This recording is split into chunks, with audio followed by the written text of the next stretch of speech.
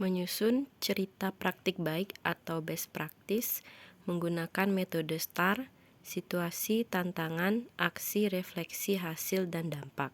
Terkait pengalaman mengatasi permasalahan siswa dalam pembelajaran dengan nama Komang Ayu Juniati, nomor UKG 201-800-365-088, unit kerja di SMK Kesehatan Bali Dewata. Program Pendidikan Profesi Guru PPG dalam jabatan Bidang Studi Pendidikan Kimia Universitas Nusa Cendana tahun 2022. Di mana lokasi penyusunan best practice ini di SMK Kesehatan Bali Dewata. Lingkup pendidikannya adalah sekolah menengah kejuruan.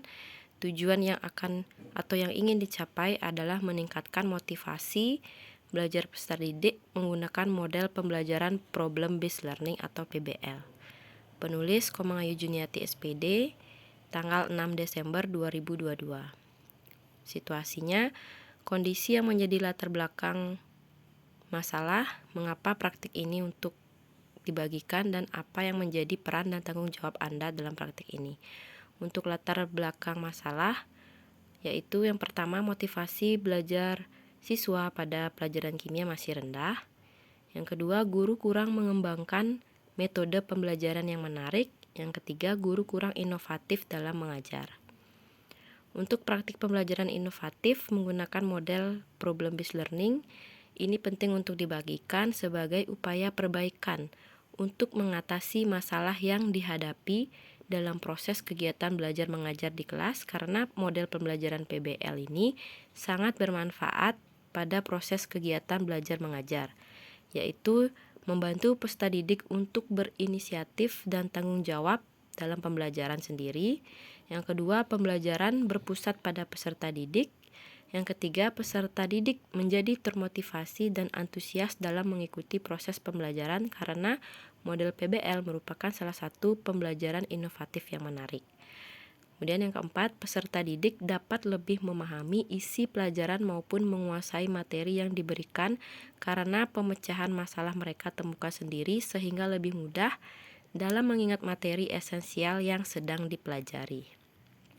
Yang kelima, peserta didik bukan hanya diberikan teori penyelesaian dalam masalah, tapi juga diberikan kesempatan langsung untuk belajar mencari masalah dan menyelesaikannya sendiri dengan modal keterampilan yang dimiliki. Kemudian yang keenam, model PBL ini sangat membantu peserta didik dalam mengembangkan pengetahuannya dan membantu peserta didik untuk bertanggung jawab dan dapat mengatasi pembelajarannya sendiri serta merangsang peserta didik untuk belajar secara kontinu sehingga dapat memperoleh hasil yang maksimal. Model PBL ini juga dapat meningkatkan kemampuan kerjasama dalam menyelesaikan permasalahan yang ada.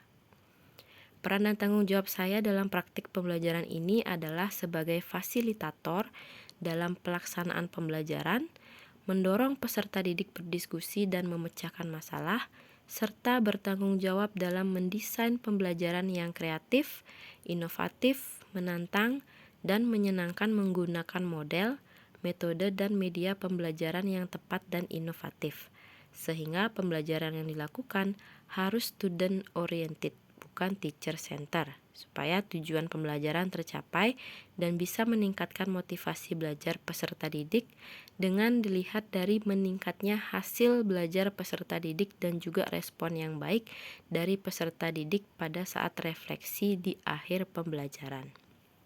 Untuk tantangannya, apa yang menjadi tantangan untuk mencapai tujuan tersebut dan siapa saja yang terlibat. Dalam mencapai tujuan tersebut, beberapa tantangan yang saya hadapi. Antara lain yang pertama, peserta didik belum terbiasa untuk berperan aktif dalam pembelajaran mandiri maupun kelompok pada saat kegiatan belajar mengajar. Yang kedua, peserta didik belum terbiasa mengemukakan permasalahan yang ada pada materi pembelajaran. Yang ketiga, belum optimalnya pemanfaatan TIPEK dalam pembelajaran. Kemudian yang keempat, keterbatasan waktu dalam menyiapkan perangkat, perlengkapan, dan media pembelajaran. Yang kelima, jaringan internet yang tidak stabil, gangguan teknis pada laptop dan fasilitas lainnya. Yang terlibat dalam proses pembelajaran ini adalah peserta didik kelas 10 farmasi sebanyak 24 orang, guru yaitu saya sendiri yang bertindak sebagai fasilitator, kemudian 1 siswa sebagai kameramen yang selalu siap merekam setiap kegiatan pembelajaran, ada kepala sekolah sebagai pemberi izin dan dukungan, kemudian rekan kerja sebagai pemberi dukungan, dan dosen pendamping dan guru pamong sebagai pembimbing dan penilai dalam proses pembelajaran. Untuk aksi, langkah-langkah apa yang dilakukan untuk menghadapi tantangan tersebut atau strategi apa yang digunakan, bagaimana prosesnya, siapa saja yang terlibat, dan apa saja sumber daya atau materi yang diperlukan untuk melaksanakan strategi ini. Nah, untuk langkah-langkah yang harus dilakukan oleh guru sesuai tantangan yang dihadapi, antara lain, guru harus mengembangkan diri agar mampu menguasai model pembelajaran yang bervariasi sesuai kebutuhan peserta didik. Salah satunya dengan model pembelajaran problem-based learning yang membuat siswa terbiasa berpikir kritis dan berperan aktif dalam pembelajaran. Perlunya pemahaman atau kompetensi guru akan pembuatan RPP dan juga kreativitas yang merancang kegiatan-kegiatan yang membuat siswa lebih aktif dalam pembelajaran. Yang ketiga, perlunya kemampuan guru dalam mengarahkan peserta didik dalam menemukan permasalahan yang berkaitan dalam kehidupan sehari-hari. Dan yang keempat, media pembelajaran yang digunakan harus menarik dan interaktif dengan mengintegrasikan teknologi atau TIPEC dalam proses pembelajaran seperti pembuatan PowerPoint, media flash, video materi pembelajaran yang menarik, serta evaluasi dengan Google Formulir sehingga diharapkan proses pembelajaran akan efektif dan efisien. Yang kelima, harus pandai mengelola waktu dalam menyiapkan perangkat, perlengkapan, dan media pembelajaran agar pelaksanaan kegiatan pembelajaran bisa dilaksanakan sesuai dengan jadwal yang sudah dirancang. Yang keenam, mempersiapkan fasilitas yang dibutuhkan baik dari kesiapan ruang kelas, laptop, LCD atau proyektor, speaker, dan alat-alat penunjang lainnya. Selalu berkonsultasi dengan dosen pembimbing dan guru pamong mengenai kendala yang dihadapi serta strategi yang akan dilaksanakan.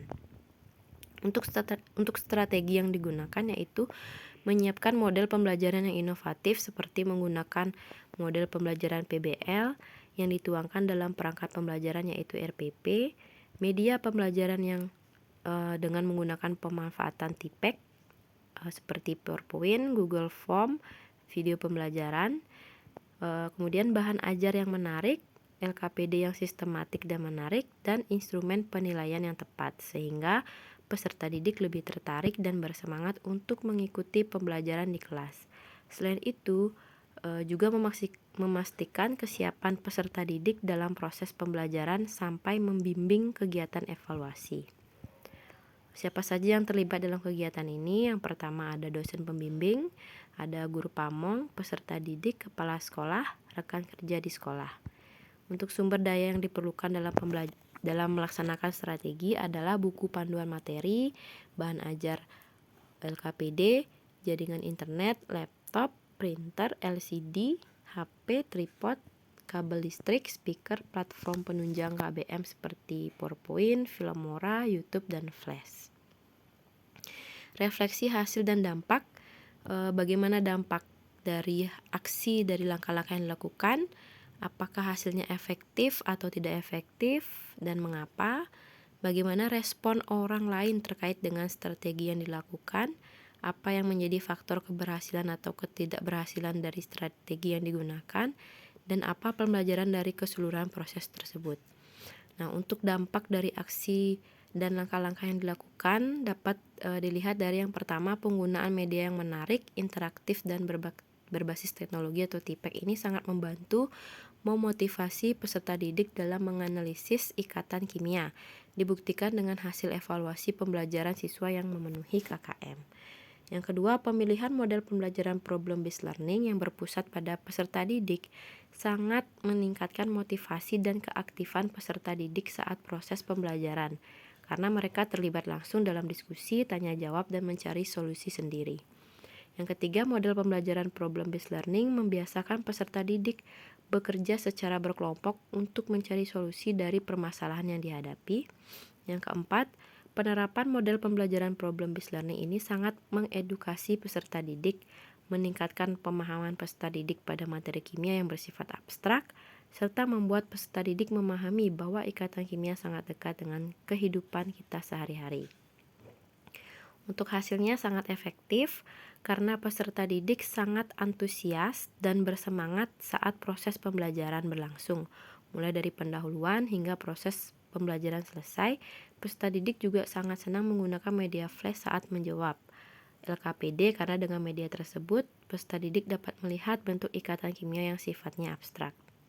Untuk respon orang lain terkait dengan strategi yang dilakukan, yang pertama, respon dari dosen pembimbing dan guru pamong sangat positif dan mengapresiasi serta banyak memberikan masukan dan tanggapan yang sangat bermanfaat untuk perbaikan ke depannya. Yang kedua, respon kepala sekolah sangat positif dan mendukung penuh atas kegiatan pembelajaran yang telah dilaksanakan, terutama dalam pemberian izin kegiatan PPL. Yang ketiga, respon rekan kerja sangat positif karena menginspirasi mereka untuk menggunakan model pembelajaran inovatif di sekolah. Yang keempat, respon peserta didik sangat positif dan antusias karena berdampak besar terhadap motivasi belajar dan juga hasil belajar mereka. Faktor keberhasilan pembelajaran sangat ditentukan oleh yang pertama, kompetensi guru dalam mengelola pembelajaran, terutama dalam hal memilih model, metode, dan media pembelajaran yang tepat. Yang kedua, guru melaksanakan proses belajar mengajar dengan baik dan terus berinovasi untuk menciptakan suasana belajar yang baik dan efektif seperti dalam mengelola pembelajaran. Yang ketiga, model pembelajaran yang digunakan inovatif yaitu PBL sehingga berhasil meningkatkan motivasi peserta didik pada pembelajaran. Hal ini dikarenakan model PBL berorientasi pada peserta didik. Medianya memanfaatkan teknologi atau TIPEK serta menerapkan PPK dan keterampilan abad 21 atau HOT sehingga tujuan pembelajaran bisa tercapai. Yang keempat, peserta didik yang mau bekerja sama dan antusias untuk melaksanakan kegiatan-kegiatan sesuai dengan rancangan pembelajaran yang telah dibuat. Pembelajaran dari keseluruhan proses tersebut adalah dengan menggunakan model problem-based learning ini, peserta didik menjadi lebih termotivasi dan aktif daripada dengan menggunakan model pembelajaran konvensional. Terlihat dari indikator keaktifan dan hasil penilaian belajar yang meningkat dan dari sebelum menggunakan model problem-based learning. Sekian video best practice saya, semoga bermanfaat dan terima kasih.